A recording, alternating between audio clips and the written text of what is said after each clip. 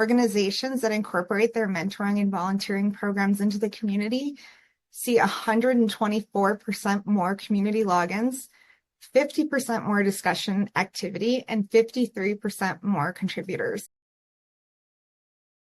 So when I think about automation and gamification, those things make me think about that they're kind of like the levers that you pull or the buttons that you press to encourage members to take action. But what about when we think about like the whole control panel? So what overarching strategies and mindsets can you employ to make members more engaged and make your association more successful? And one of my favorite sections of the data in the 2024 Association Community Benchmark Report is where we measured the positive impact of taking a holistic approach to community. So on average, organizations that make their community a one-stop shop for multiple initiatives see higher member engagement. And that makes sense, right? Because it effectively gives your members one hub for engaging with your association and other members. So think about it like a town square, like you see on the slide. When you have everything in one place, members don't have to navigate all over town to find what they're looking for. It's all easily accessible in one place. So they're not just logging into your community to talk to other members or ask a question. They can also access volunteer opportunities or your events or the award process, or maybe some resources around certification. So that just makes it all the more likely that members will internalize that the community is where they can go to find everything they're looking for. And that encourages them to log in. And then I know obviously Higher Logic, we build our strategy this way. So Higher Logic customers, you have all those tools at your disposal. We have marketing, community, mentoring, job boards, and more that you can link into your community. But even if you're not using Higher Logic, there's this opportunity to start thinking about what initiatives do we have outside of the community and how can we start looping those things into our community strategy? Because at the end of the day, your members, like you, have limited time. And the easier you make it for them to interact with you, the more likely they're going to do it. So tying your programs to the community actually often makes both the community and those other programs and initiatives more successful. So I'm going to pass it over to Rebekah for this one to talk about volunteering specifically. Yes, perfect. And one thing to note about what Kelly was just talking about, something that sometimes get overlooked in community strategy from the beginning is thinking about your asset allocation strategy, as in which resources are you putting in the community that they can only get there, that's driving them to come in, and then they can stay and interact and then take advantage of all the other things that are available to them in the community. So it may not be a resource, but the idea is what's going to drive people in and create a lot of value for them. And then they can stay and they have a cohesive experience engaging with everything that your organization has to offer and having that all live within your community. So a great example of that is volunteering and mentoring. So in the report, it says that organizations that incorporate their mentoring and volunteering programs into the community see 124% more community logins, 50% more discussion activity, and 53% more contributors.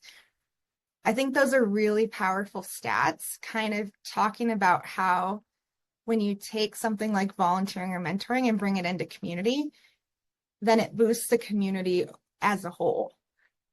So not only a hub for their engagement, but community can also be a home base for members to deepen their participation or give back. Mentoring and participation, which is, volunteering, they help members to form those career affirming relationships.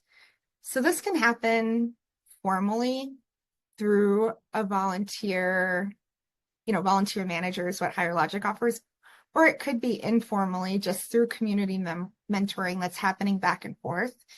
And there are ways you can help drive that even within the community. And we're also you can form communities around existing volunteer groups. And that continues their volunteer experience online through maybe accessing resources they need or past presentations. Maybe you can take presentation management off of a Google Drive that needs permissions and keep it in the community for continuity.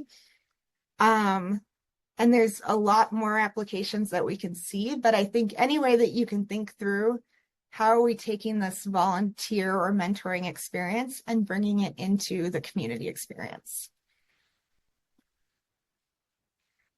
So here what we see is a volunteer journey that kind of maybe an example that shows how people kind of take different next steps to reach that maximum level of engagement.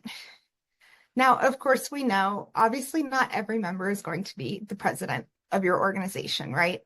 They're not all maybe even going to chair a committee, but it's still useful to think through what is that next step of engagement and how are we drawing our users toward that next step?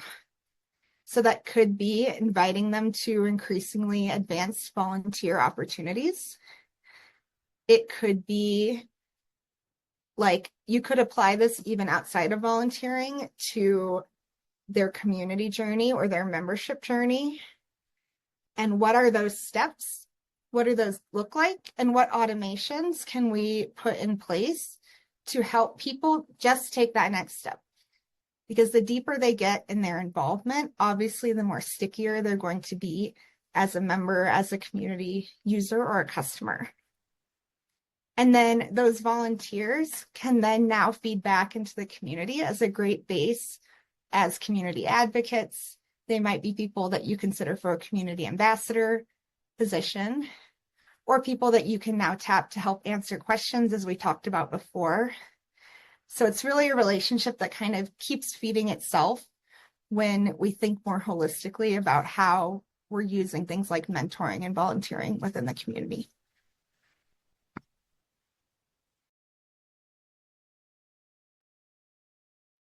I think what Becca provided before and what we've kind of discussed throughout this entire webinar is that your community can be an ecosystem. It's not just about discussions, but it could be so much more for your members. And that kind of leads us on to powering community engagements with a job board into your community. Your members, they are qualified professionals. They're committed to their field of work and likely are seeking professional development and growth opportunities. They would like, or more than likely would, tailored career opportunities. So bring those relevant jobs into their community activity feed. It is an enhanced membership value that you can state as a membership benefit as well. So it reinforces your commitment to their professional success. And then you can drive those community logins. Members will often log in more to check for those new job opportunities, but not only are they seeing the job opportunities, but they're seeing the community as well. So it brings together the fact that it is an ecosystem. Higher Logic Thrive communities that have enabled their job board have seen 88% more average monthly unique logins, 84% more average monthly discussion activity, and 87% more average monthly unique contributors. And that goes over everything with these bullet points and the graph that we have here is that with a job board, it's important to your members. With a job board, they're going to be in the community more. They're going to be engaging in a different way, but still a very important way. And then by integrating a job board into your community, you're not just providing a service, you're dramatically boosting engagement across all metrics. So it's a win-win. Your members are getting valuable career opportunities and your community becomes more active and vibrant. Remember, in today's professional landscape, career growth is a top priority for many. So by addressing this need within your community, you're giving members one more compelling reason to stay engaged and active.